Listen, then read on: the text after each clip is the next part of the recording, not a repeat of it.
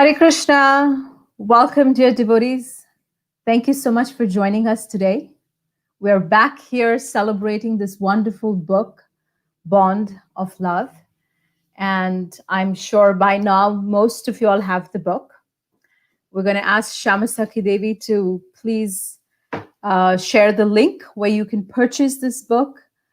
And it's one of my favorite books. Every night when I'm reading through Bond of Love, I feel that newer and newer layers and newer traits of Srila Prabhupada are actually coming live before me. So we're so grateful that you have joined us. And our guest for today is Shrutirupa Prabhu. Hare Krishna, Shrutirupa Prabhu. Hare Krishna. Thank you so much for joining us. It's my pleasure. It's my honor. Jai. Thank you. So, Shrutirupa Prabhu, she joined in 1973. And actually, her mother gave her her first books. So I think she said it was Rajavidya and one other book. And so her mother was actually instrumental in bringing her to Krishna consciousness. She joined the temple in Paris. She was initiated in 1974. And she got a Brahmin initiation in 1975. And her primary service was cooking for Srila Prabhupada. And I'm sure you have so many wonderful pastimes to share with us. It's such an honor to have you here, Shrutirupa Prabhu. We're so very grateful. So I just want to, start this conversation today. Tell us a little bit about, this young girl born and raised in Florida, when she receives these books and your journey. And I see that you joined in Paris. What took you to Paris? And, tell us a little bit about your journey. That's a long story in a short moment. But as a young girl, I was always searching. I grew up in a very affluent family. My father was very prominent in politics. I grew up around world leaders, presidents, governors, senators, attended inaugural balls. I mean, I had a very privileged background. And my father always taught me that I could do anything I wanted. So I had a certain mindset, very young, very independent. But when I was 15, I was with my mother. That was 1970. We were in Miami, and my mother was she was a person that spoke to everybody. She was a very kind woman. People considered her to be saintly. She never said an unkind word to anybody. And so this one devotee lady approached her. We were outside getting in our car at a shopping mall. And anyway, long story short, she sold her Rajavidya and Teachings of Lord Chaitanya. And at that moment, she invited my mother to their Sunday love feast, we called it.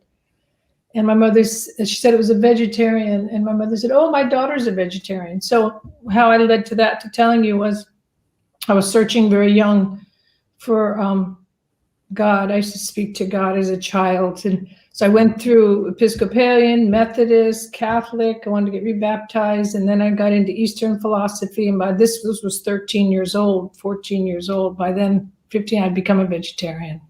Wow. So, so my mother actually bought the books. And the very next day I said, you know what? I think I might like to go to their vegetarian love feast. I'm going to just tell you this one quick story. Do you mind? No, absolutely not. I get sidetracked here. I'm very Vata. No. It was in Coconut Grove, 1970, and it must have been summer. I'm thinking it was June, because the mango trees were laden. And we were driving, and I was like, oh my God, look at all the mangoes. I said, let me out here, because we were on Mary Street. I said, let me out here and I'll walk the rest of the way and you just come pick me up. She had somewhere to go. And I picked, I think, 9 or 10 mangoes, and I had them in my blouse. And all I had was the address from this book. So I was looking. I mean, I knew nothing about these people. I knew nothing where I was going. I knew nothing. And And so I saw mangoes. I was a vegetarian. I actually became a fruitarian when I was 17, and that's another story. But so at any rate, I had all these mangoes. Saw the address, and knocked on the door. It just so happened that address was the temple room door. And at that moment, I remember a lady opened the door, very frantic, very rushed. She was in there getting ready for the guests to come for the Sunday feast. And she saw me standing there with mangoes, and she immediately went, "Oh, thank you." And I kind of looked at her, and she took all my mangoes and she handed me the broom. And she was like, "Oh, I got to go get dressed. And can you finish sweeping the temple room floor?" And I just stood there with the broom in my hand. My mangoes were gone, and I had no idea where I was. That is so funny. And I just thought she stole my mangoes. And so immediately, I mean, I was a child. I was obedient. I just went and started sweeping the temple room floor. I had no clue. So Amazing. that was my first experience with the devotees. And I think, Krishna really, he was telling you exactly what he's going to do with you. He's going to take everything that you have and give you something even better, which was service to him and Srila Prabhupada. True. This is That's amazing. That's a wonderful story. Thank you so much for sharing. So what took you to Paris? Again, I was in that searching mode. I actually quit high school at 17. I convinced my father, which was a huge thing, coming from the background and his hopes and aspirations for me as a young person. I just said, I'm not learning anything. This is not what I was already reading, Eastern books. And I read Yogananda's, biography of a yogi, and then Gurdjieff, Ouspensy, Be Here Now. I was just reading, and I'm just like, this is not what I want to learn. So as a result, I dropped out of high school. And at 16, actually, somebody came to Key West, and they opened a vegetarian restaurant called Sri Krishna's Rainbow Cafe. And so immediately went there, and I started donating my time cooking in there. And so I was hearing tapes, but I still didn't know anything. It was a devotee that apparently was, he wasn't a devotee, but he had gotten in touch with Krishna consciousness in San Francisco, and then he was a hippie and came to Key West and opened up a restaurant called Sri Krishna's Rainbow Cafe. And so from there, a friend of mine, we were like, we wanted to go to Europe. And so I hadn't read the books my mother gave me, and I decided to bring those books with me. So I took those 2 books, and she and I read those books on our trip. And then the address in the book, we went to the temple, and we never left. And she became Kanti, and I became Shrutirupa. Yeah, she was a childhood friend that I'd known since I was 5 years old. And she joined at this. We both moved in to Paris Temple. That is amazing. Thank you. Wow. So you actually had a childhood friend that became, probably a god sister later. She is. Still is. She's a wonderful, wonderful soul. Very good devotee. Amazing. So I want to ask you, when Malati Prabhu and Vishaka Prabhu approached you about contributing to this book, what was your thought process about sharing, some intimate pastimes with Srila Prabhupada? What was going through your mind while you were? It's curious, I've always been shy to speak because I feel that the time that I had with Prabhupada, it took me a while to mature in the sense to get a perspective on it. But what I wanted to share, it was hard. I had people say you should write, but I've never quite figured out how to write without leaving out the I, me, mine. I didn't want it to be about me. And so what I understood from the book was when I wanted to share, I wanted to give what Prabhupada had given me. I wanted to offer that. But I realized these stories are not mine, and they're not mine to keep because it never was about me. These stories are your stories. These stories are for for your inspiration, for you to learn. And we're here to share and assist each other going back home, back to Godhead. So if something that was interfaced, and Prabhupada, and what I realized also, I mean, during that time with Prabhupada, you weren't thinking, you were just being pulled. It was this magnetic force. And you were so young. I was 18 years old by then, and it wasn't intellectual. It was something of the heart. And so, at any rate, what I wanted to share was what Prabhupada had given me. And he had once told Jamuna in Calcutta, when she had cooked this amazing, amazing feast for him, he said, "Who has taught you this?" And she said, "Well, of course, you, Srila Prabhupada." And he was like, "No, no, no, no, no. Who has taught you? I have not taught you this." And so she had said, where she was learning different things. She was always wanting to learn and study from everybody that she had met or tasted. And then he said he had never imagined such wonder that his boys and girls would cook dishes like this. When he came to the West, he only imagined eating, potatoes. And then these were just glorious preparations. And so he said, "Are you teaching the other ladies?" And at that moment, Koshaya was at the door. She could hear everything, and she just kind of yelled out from outside the door, "No, Srila Prabhupada, she's not." And Prabhupada said, "If you have knowledge and you do not give it," he said, "you simply become envious." So whatever we have, it's meant to be given. Nothing is, even these stories are not mine. Such a beautiful point you made, Shrutirupa Prabhu. Really, very, very heartfelt.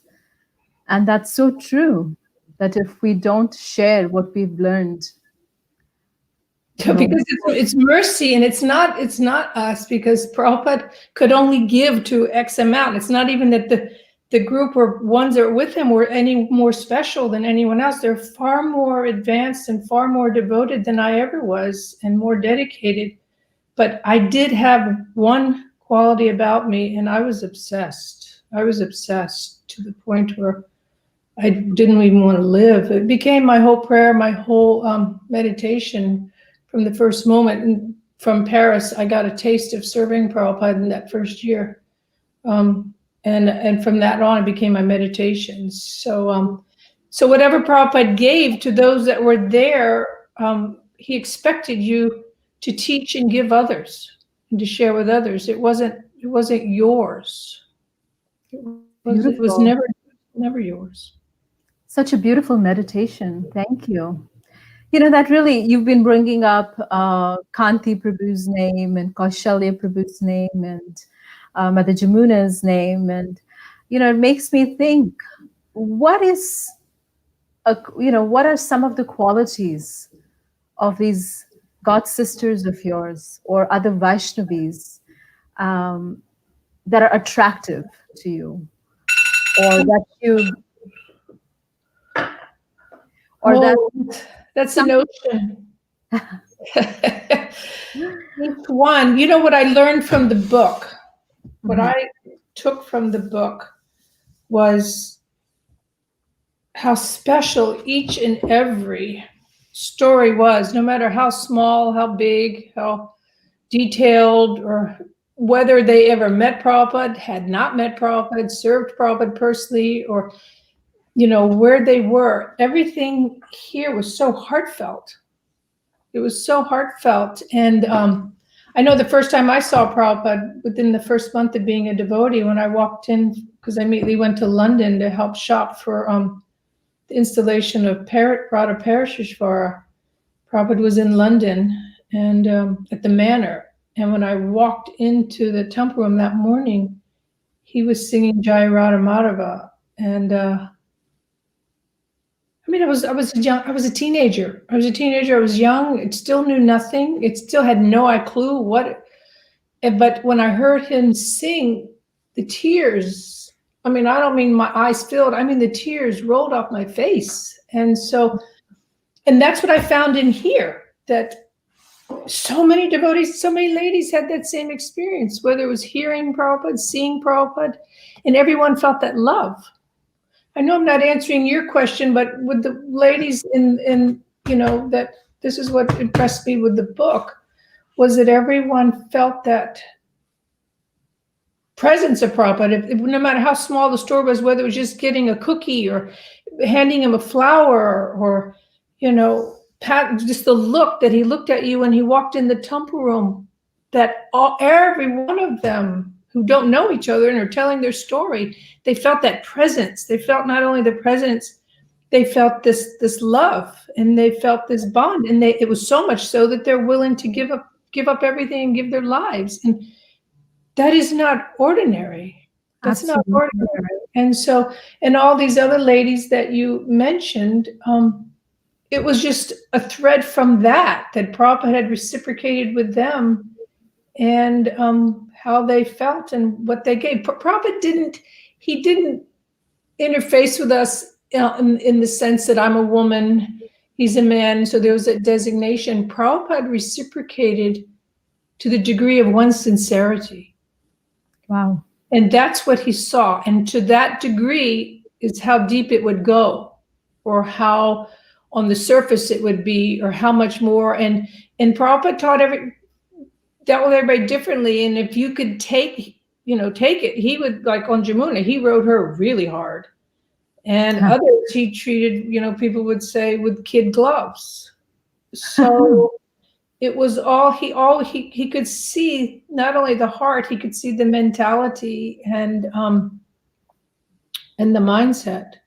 And that was the interaction. So how he interfaced with Koshaya, Jamuna, Govinda Dasi, or any of the other ladies that I mentioned, and even Dina Tarne, who very, very dear to me to today, and gives me my greatest association.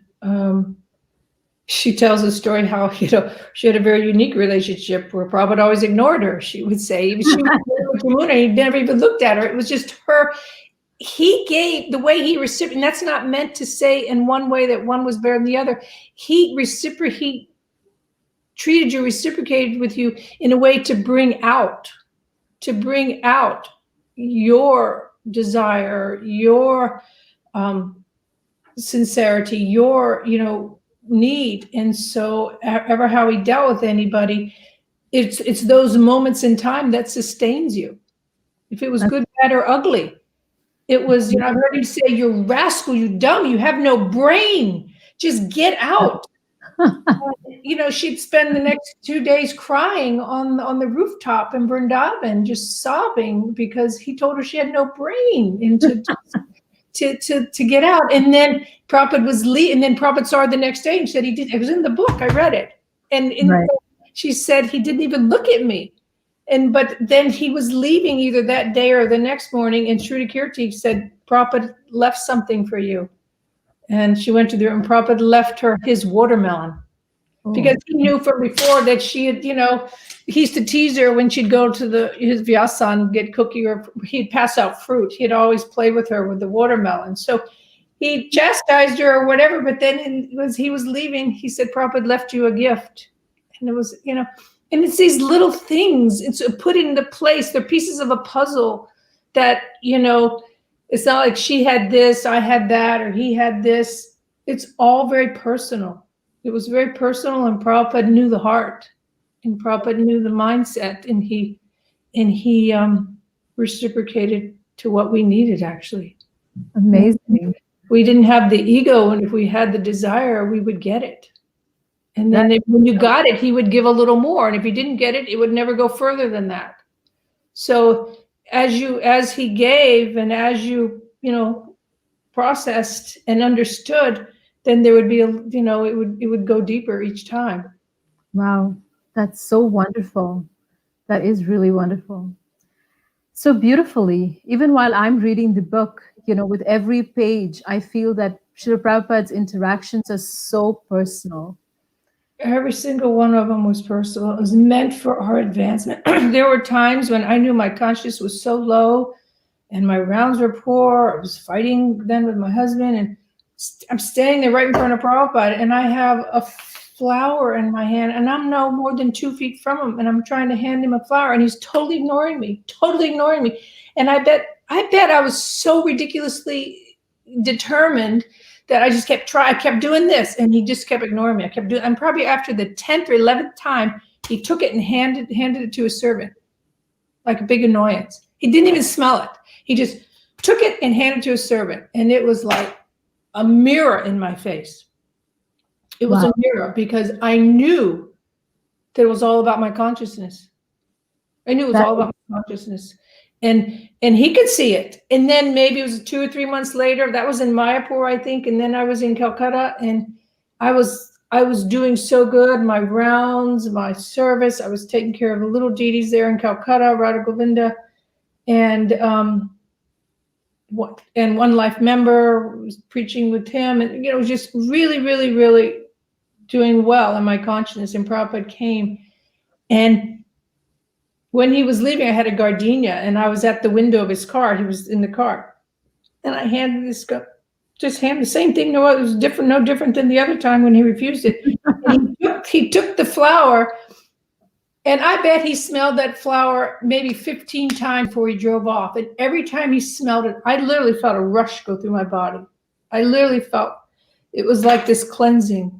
And it was in direct response to my consciousness. I could feel it immediately, just like that.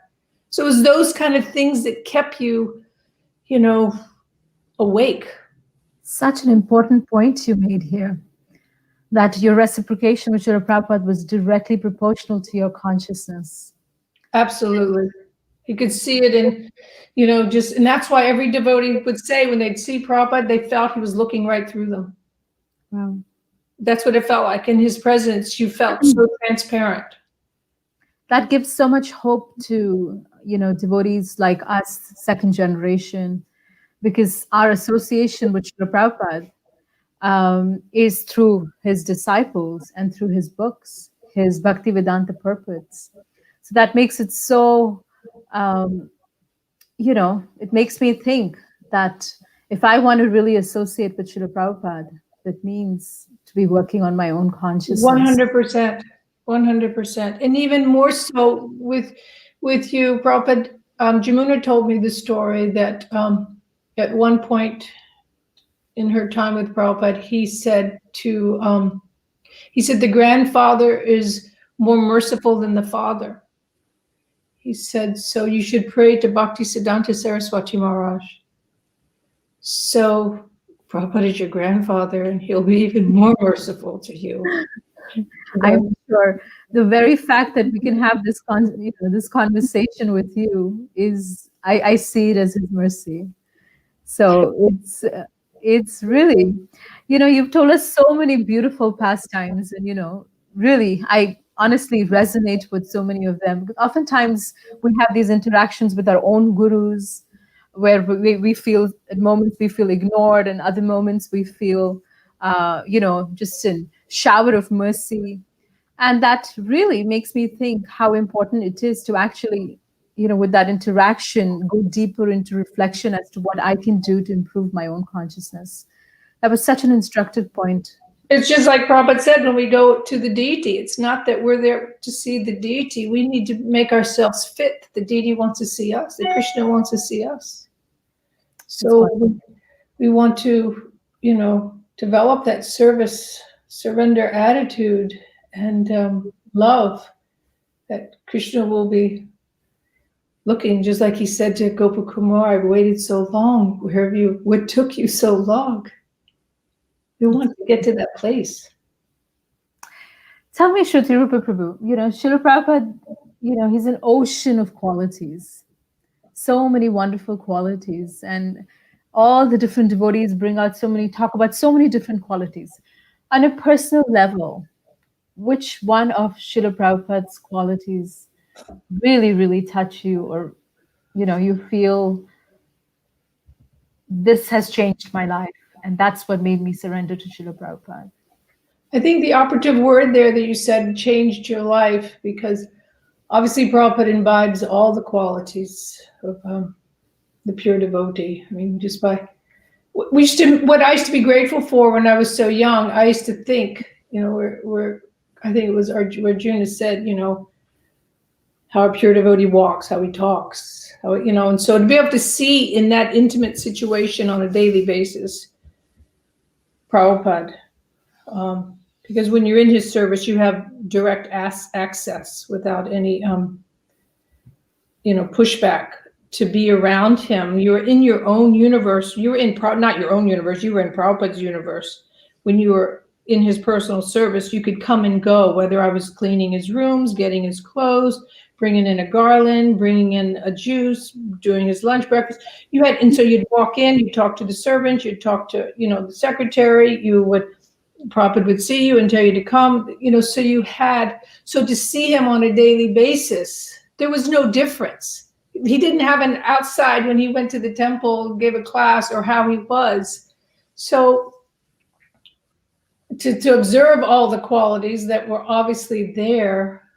But I think if I had to think what impacted my life the most was how Prabhupada saw Krishna everywhere, and he saw Krishna in everything. And Prabhupada describes that as a Mahabhagavat.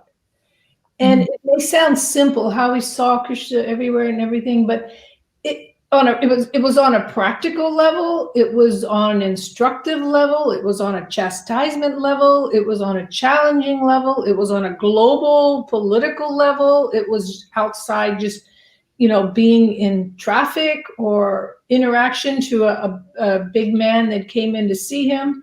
I mean, even on the simplest terms, I think this was the game changer for me, and it stayed with me my whole life, is in 75, I was with Devi Shakti was training me in his cooking. She was going to go to Iran.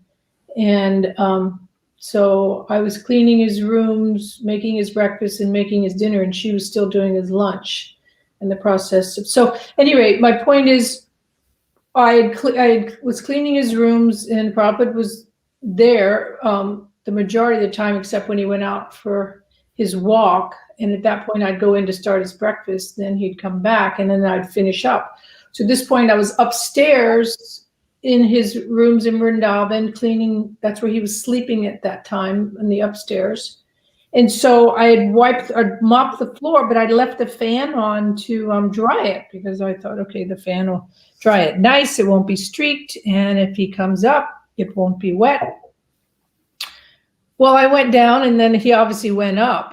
And then he came back down the stairs, and he saw me, and Devi Shakti had come in actually to go over some things with me. And so he said, come with me. So the two of us went up, and we got into his room, and he looked at us both, and he looked at the fan, and he said, fan is on.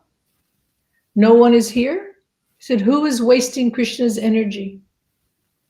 Wow. I mean, I was just a dumb, I was just like, I never, ever, ever gave a response, an excuse, a reason. I was just silent, and I would make note of it. It was like it was filed. And I made sure that I made a mental adjustment. So that adjustment to me was, I didn't see the fan as Krishna's energy. I didn't see that, it didn't dawn on me. And the fact that he saw Krishna in that. And then it just went on from there. It went on from there. From the smallest grain of rice, he'd come in the kitchen and, and pointed it out, and then with tears in his eyes. This was one of Jamuna's stories. And she said, there's a grain of rice on the floor, and he picked it up, and he said, we should not waste. He said, his eyes filled with tears. He said, we should waste as little as possible. He walked in once when I was cut a cauliflower, that core of the cauliflower, twisted it off and put it in the bucket. And the second he walked in, he said, why you've thrown that away? So waste was a very big thing. And he saw it all in relation to Krishna, whether it was a paisa or an anna on his interest on his bank account, or wherever it was. He saw everything belonged to Krishna. And he saw Krishna in everything. And I think that was the biggest takeaway of observing him on a daily basis. And that has trained me to this day to find Krishna in everything. And so that with the philosophy, when you're in this world, I mean, that's what'll help us get out of here. Absolutely. You really made such an important point again in terms of waste. I feel guilty myself, you know. I mean, so many things, wasting, and it's all Krishna's because nothing belongs to us, whether it's this house I'm in or the car I drive. That's why everything's used in the service of Krishna, because actually it's Krishna's. It's not ours. And when we think that we're the Lord or the enjoyer, I mean, that's where we get tripped up. So to start that mindset, that to see Krishna everywhere and Krishna in everything. Prabhupada said he's even in the atom. Do we see that? I mean, when we get to that point of seeing Krishna in everything and everywhere, I mean, I think we're on our way back home. We sure are on our way back home. Our connection to Srila Prabhupada. I want to ask you, it's easier, I feel, when you're talking and I can see you're reliving these moments and, you're actually I could visualize Srila Prabhupada upstairs pointing at the fan and when you're narrating these beautiful pastimes. So it's easier when Srila Prabhupada was on the planet to actually be conscious of Krishna. How has your relationship with Srila Prabhupada deepened after he left the planet? How has it deepened? I think, maturing, how it's deepened is, well, that's a big one. I think it's becoming grateful for what he gave. It's like now life in review. It's life in review and seeing the gifts and the treasures and seeing the world and, being beaten down and ground down. And there's one story that actually Jagatarini, Prabhu Burijan's wife, she told me, it's like I said, one story is my story, it's your story, it's all of our stories.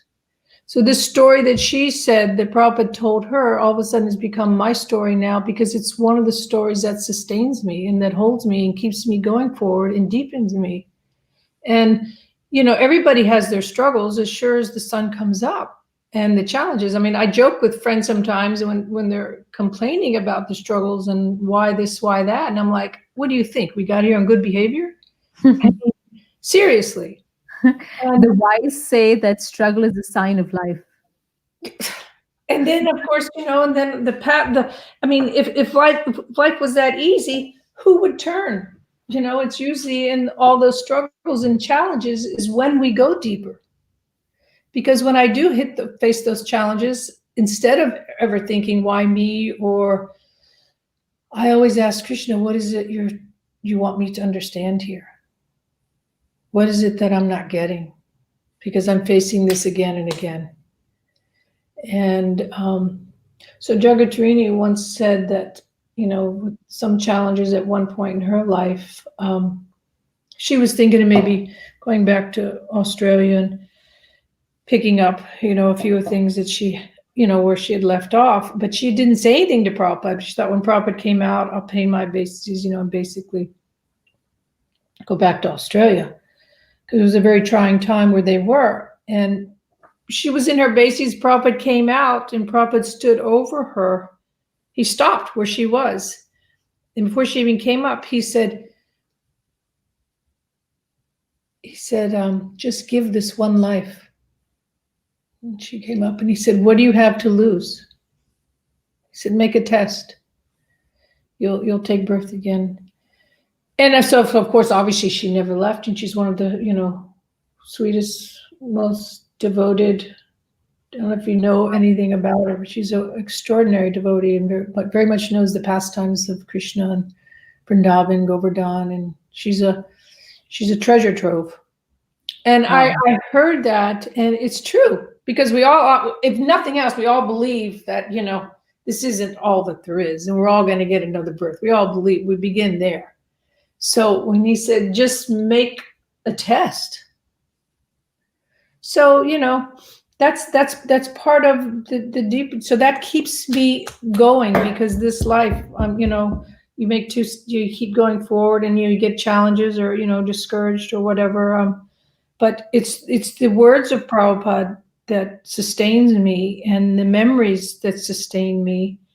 And that's what, as I get older, they're not only at that point, they're not all in the early days we read, and it was like we were just reading, we were filling ourselves, every day. We had, in the morning it was Bhagavatam, and then we sang songs of Bhakti Vinod, and then everybody went on service, and at night we read Krishna book, and it was just like going in automatic. It was like there was this pull, there was this force, and we were all going through it. But now it's like all that now is becoming realized knowledge, not just taking in of knowledge. So the more that we live the philosophy, the more it becomes realized. And that's the deepening. The gift that Prabhupada gave us is his books and his lectures. There's not a day that goes by that I don't listen to him on tape just to hear his voice. I find myself walking around laughing, just the tone of his voice, or the way he says, or the way he makes something so cutting with the fools and rascals, and you got camel dung for a brain. I just started laughing because I can see him doing this, and that's the process that I go about by. Hopefully, it's becoming realized instead of just going through the motions. Amazing. That is really beautiful. And, it's such an important point you made. You began with that actually gratitude is what has deepened your realizations and deepened your faith and given you the strength to continue practicing Krishna consciousness even after Srila Prabhupada left this planet. Just feeling grateful for whatever we received is so empowering. You know what? That's probably become the word of the aged. My dear friend Dina Tarne Prabhu, every time I speak to her, I think gratitude is in every conversation. She says, I'm just learning how to feel gratitude. And I think it is important. And more than, I wouldn't say more than gratitude, but besides gratitude, I'm feeling the fortune.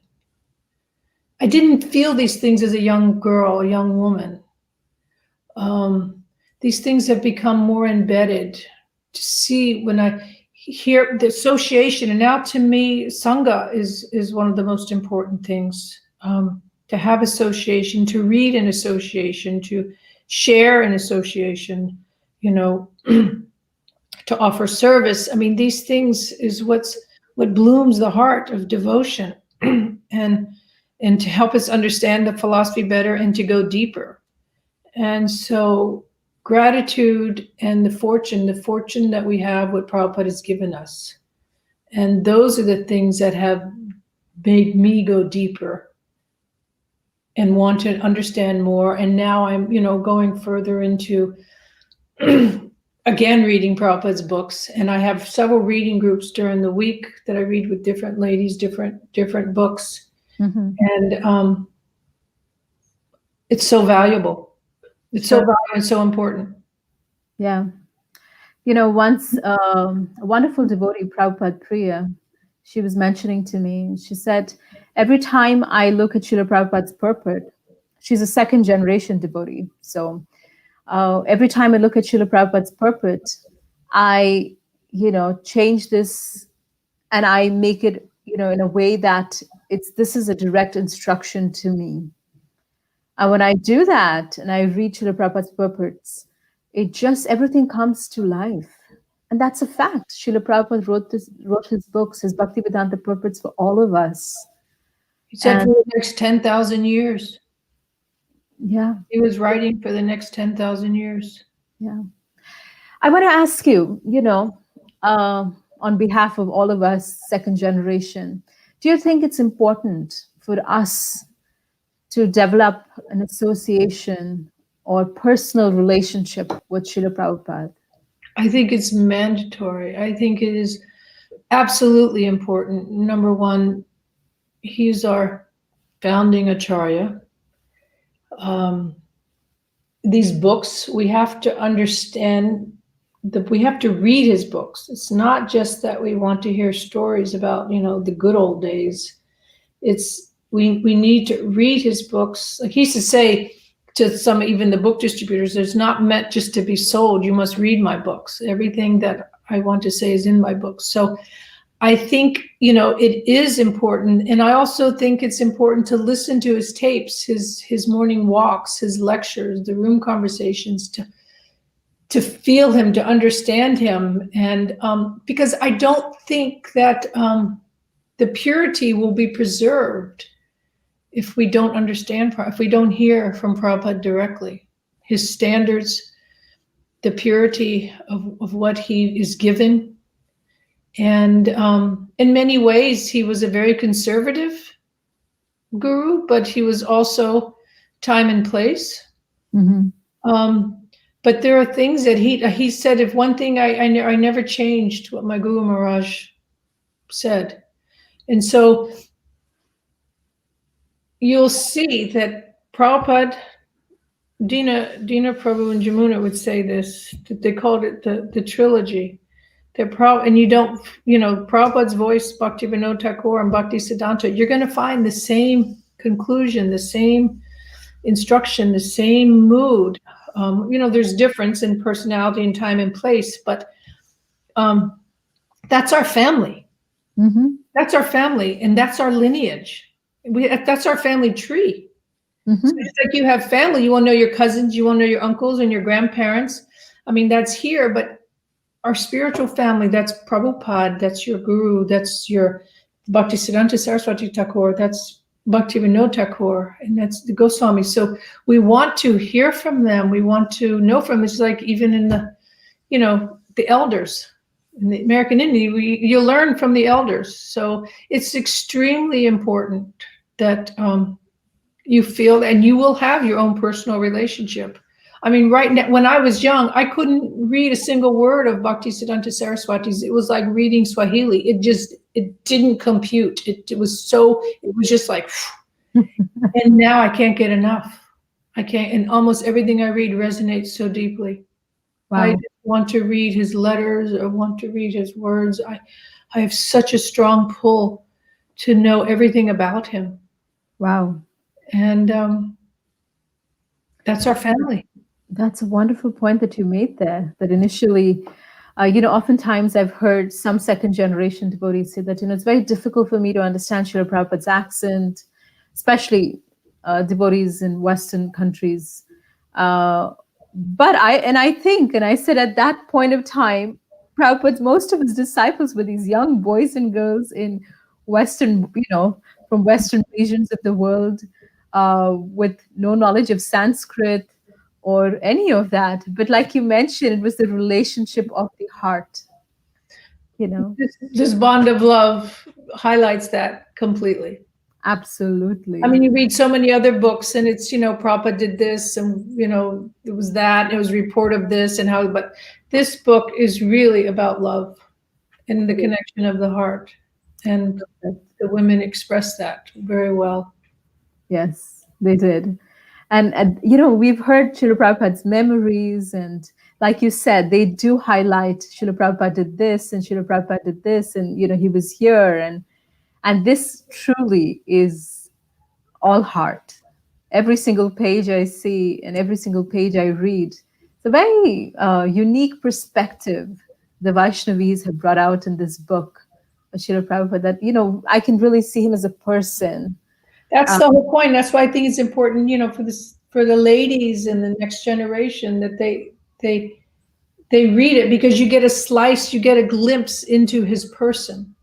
Yes. Because we most know him as Guru, Jagat Guru, the author, he wrote, but there was also a personal side to Prabhupada.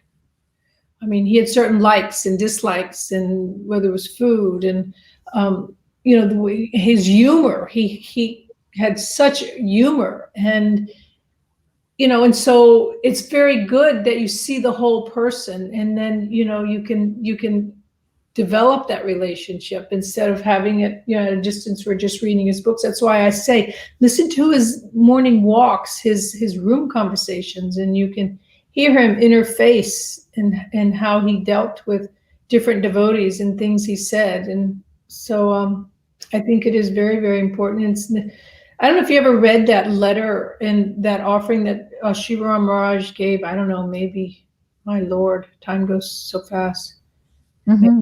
15 years ago, I don't know, that letter of the grandmother and the young girl in Hungary. I mean, it was extraordinary.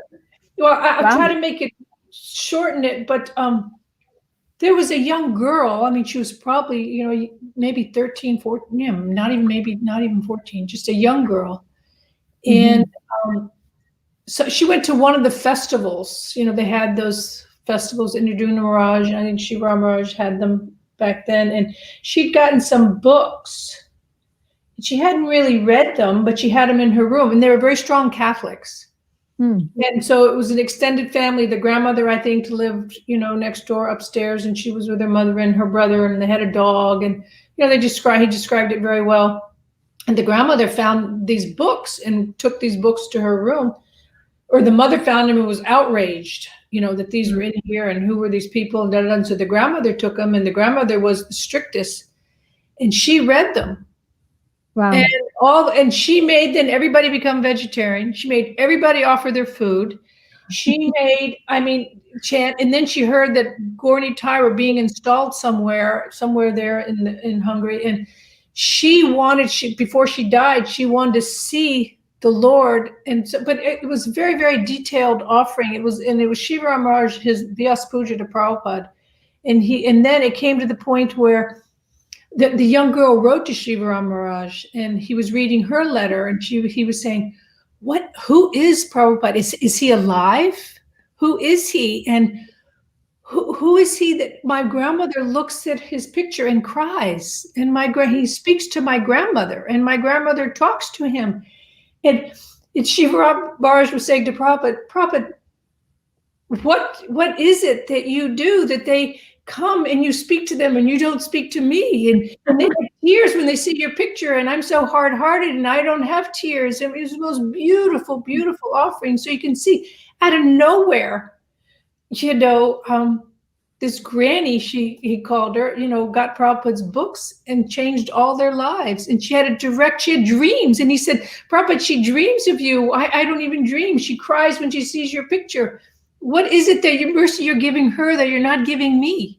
Amazing. So everybody has that connection. Wow. This is a family. It's a family. And no one's left alone. Please share some of your personal interactions with Srila Prabhupada.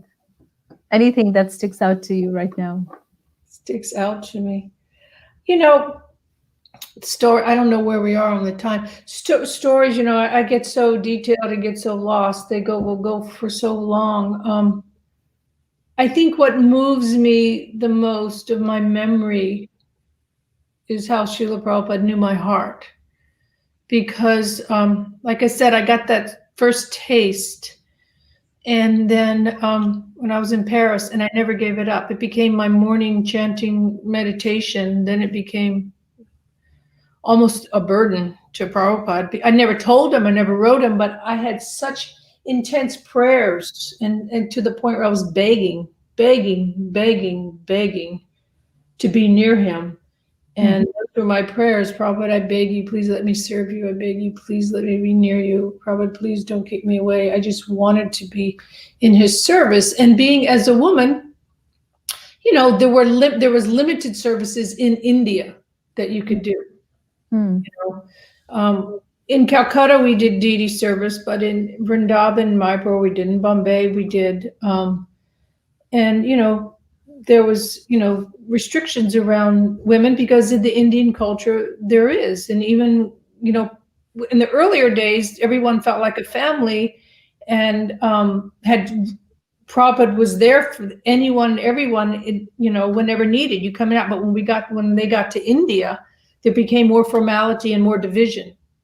And that's when things started to change, because they saw the etiquette, because the etiquette is there, and the etiquette's there for a reason. And it was the way the culture was. So my point is, being in India, because that was where the majority of my time serving Prabhupada was, to be near him was to cook for him. And so, but I never told him, Prabhupada, I never wrote to him. People wrote to him. I never wrote to him. I very much believed in prayer. Like I said, even as a child, I used to pray and try to make compromises with God. I promise you I'll do this. If does it, I was always trying to. So with Prabhupada, I was praying so deeply, and then there came a point where when Prabhupada was quite ill in 77, and it was becoming obvious that it was harder and harder because Prabhupada truly didn't have an appetite. He truly wasn't eating. And so at that point, Prabhupada was asking me to bring what the deities were eating. He wanted to see what the Mahaprasad was, and he wanted to see what the devotees were taking. Wow. But at the same time, I was putting some things in there, adding that I knew he liked as a child, or the Jamuna would cook, or Pishima would cook, that would maybe get him to eat, to create an appetite. I would add those to the tray that I would take in. And I remember every morning at Guru Puja, I would just stand back and hands folded, and the tears would just roll down my face, and I would just pray to Prabhupada, please, I beg you, let me serve you, let me be near you. And so it was one morning, a few days later, something happened, and my name came up, and Tamal Krishna Maharaj said, Shrutirupa this, that, the other, and she can do this, that, the other. And Prabhupada turned and said, no. He said, as she is given, I must accept. He said, she very much wants to serve me. So when I heard that, I actually stopped praying, because at that point, I stopped praying that prayer, because I knew he knew my heart. Wow. I knew he knew my heart. And They're so standing on the end. I didn't have to fight so more. I didn't have to fight so hard to get in there. And so in the morning when I would go down to Guru Puja, I would stand back, and the same thing, the prayers would come and the tears, but it wasn't the prayer anymore begging him to let me be near him, because it was inevitable that Prabhupada was going to be leaving. And that's when I accepted that Prabhupada wasn't going to be with us, that I was starting to separate myself. But my prayer was, at that time, I changed to, if I please bless me, if I can't be with you, that I'll always feel your presence near me. Wow. And I do, whether it's through this sangha, whether it's through someone else, or, devotee association, or in some cooking, or in some, something I see, and I hear his voice in my head. When you listen to him in his tapes, and you hear his voice, and I'll be outside, and I'll see something, and immediately comes to my mind, what would Prabhupada say, or what would Prabhupada think? Or I would start to laugh when I see something, because I'm already imagining what Prabhupada would be thinking as he's seeing it, so. And I want to say something, Shrutirupa Prabhu, just by association with you, we're able to see Srila Prabhupada. And I feel, I'm speaking for all of us, that we truly feel Srila Prabhupada's presence while speaking to so many wonderful Vaishnavis like you. This book and these sessions are so enlivening for all of us, and we're so grateful. I want to just take a couple questions that have come up. So Purnamasi Prabhu is saying, could you please speak about Prabhupada never wasting a moment, yet having time for everyone? The first thing that comes to mind on the tape that I hear, every time I get in the car, it just goes automatically on my phone. Different. Prabhupada says, we don't have time to waste time. He said, no, he said, there is no time to waste time, is the way he said it. But Prabhupada did not waste time. Actually, his Not sure if I remember her question because the waste time just stands out. Prabhupada's life was so regulated into the moment. You knew where he was and what he was doing, whether if he was in India or if he was in LA, you knew by the time of day what Prabhupada was doing. And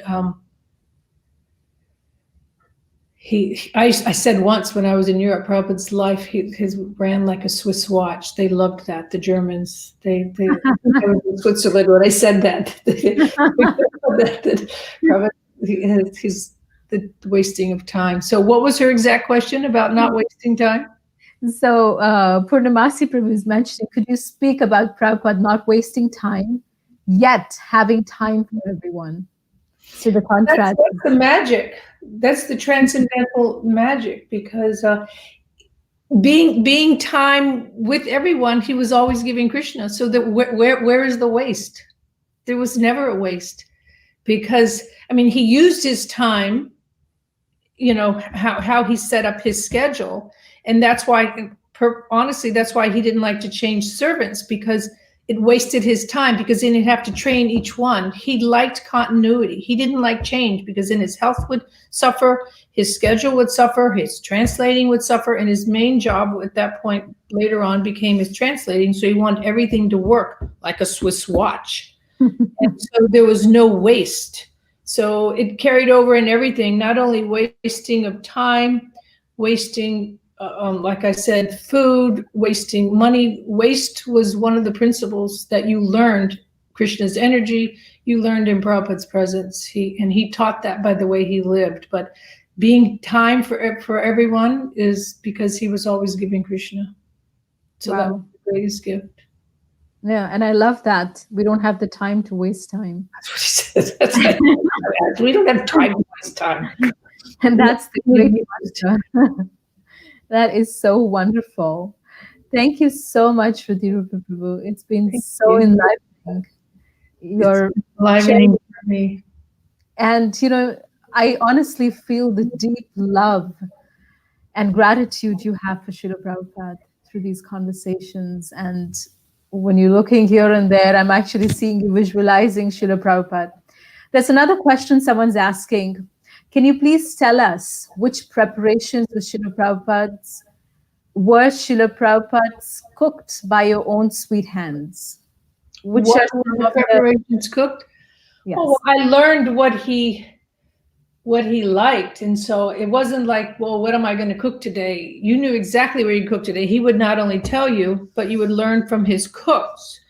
And that was the point where he didn't want any interruption. At one point, you know, I was with Palika traveling and cooking, and she'd gotten ill. We were in Bhubaneswar, so I was doing all the cooking because she stayed back. She was not well.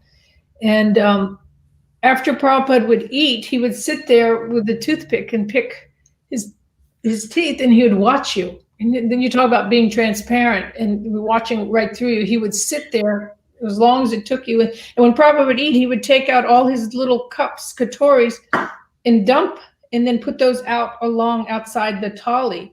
And then the chapati and the rest, so to eat from the middle and everything inside. So there would be crumbs, there would be chapatis, there would be rice, there would be things, and even on his dhoti and things. And so he would, and so you would come in, kneel down, pick everything up, put it on the thali, and then start wiping. And he'd be sitting there and he'd just stare at you. He'd watch you, and you would just be looking down. And he would say things or not say things. And sometimes he would point to where you're missing, and he'd pick his teeth and point where you're missing. And so, how I got off on that, I don't know. But the thing is, you knew it was not something that you came up with. So what he liked, if you want to know what he liked, every day had to be a bitter. The first thing he ate, sometimes when the plate would go down, he'd say, "Where's the bitter?" So it was mostly 99.9, 100% of the time there was a shukta. Mm. His Bengali roots, he loved his shukta. Mm. And so even when he traveled, Dina Tarne tells me the story of she went up on Prabhupada's roof one time in Bombay and found him, not knowing he was up there slicing Corolla and drying it in the sun for when he traveled. because he always wanted it with him. Wow. So there was a shukta, there'd be a wet, dry, nimbegan, bindi, curry he adored. He would, especially when he wasn't feeling well, he'd ask for curry and khichdi. And he taught me how to do a besan halwa. He would take that if he wasn't feeling well. If it was winter, it was heavy on the saffron. He would take it at night. It was made with milk, so it was warming and filling. He loved almond sandesh. He said badam sandesh. So on his breakfast, there was always a badam sandesh. There were certain things that he leaned towards that he liked, and you had them there, regularly. So yeah, I learned what his fare was, and I learned from his sister Pishima, and she would come in and she would make, and then I would make what she taught, or we would cook together. There were months on end where we would just cook together. She would cut everything up and do the spicing, and I would take it in, and so many stories around the cooking. That would take another whole book. Please write the book, and the ministry will publish it. Okay. Please do, because I'm actually thinking in this year through some social media to do around cooking, around Prabhupada and cooking, with maybe Instagram like that, and connect with the devotees worldwide and offer what I've learned. Unbelievable. I will definitely, from the ministry, have someone touch base with you for that, and whatever we can, in whichever way we can support that effort. Thank you. Well, thank you so much, Shrutirupa Prabhu. It's been such an enlivening, and I can't even believe we've already passed an hour. And I feel, the desire to continue to keep hearing you, and these beautiful things. And I could actually imagine Srila Prabhupada sitting there picking his tooth with the toothpick when you mentioned that. That image just came right in front of my eyes. So it's, please write the book. We're getting so many messages that please write, please share. Cooking for Srila Prabhupada would be amazing. We can have a series from the Vaishnavi ministry featuring those. So please, and any support we can do. I'm honored. Thank you. I want to thank you for coming here and sharing your heart and sharing your blessed association with Srila Prabhupada, and so many wonderful reflections that you did. Your personal life, your personal example. It has really, really deepened my faith in the process, and I feel closer to Srila Prabhupada just by this conversation. Well, I'm inspired. Thank you. And by your sincerity and everyone who wants to hear, that inspires me, and that deepens my faith. And I thank you all. And if we continue with this determination and faith, we were promised our future is bright. It's too bright. I need sunglasses now. Thank you so much. Thank all of you for being here. Thank you so much, Shrutirupa Prabhu. And I want to take a moment to thank all our viewers. We have so much active participation, and so many devotees are thanking you. They're saying it's wonderful, really wonderful, my dear friend Shrutirupa Prabhu. Moksha Lakshmi Prabhu is saying, and there's just hearts pouring out. So very, very grateful to all our viewers for being here and supporting this effort. Thank you so much, Shrutirupa Prabhu. Thank you all. Thank you very much. All glory to Prabhupada. All glory to Srila Prabhupada. Hare Krishna.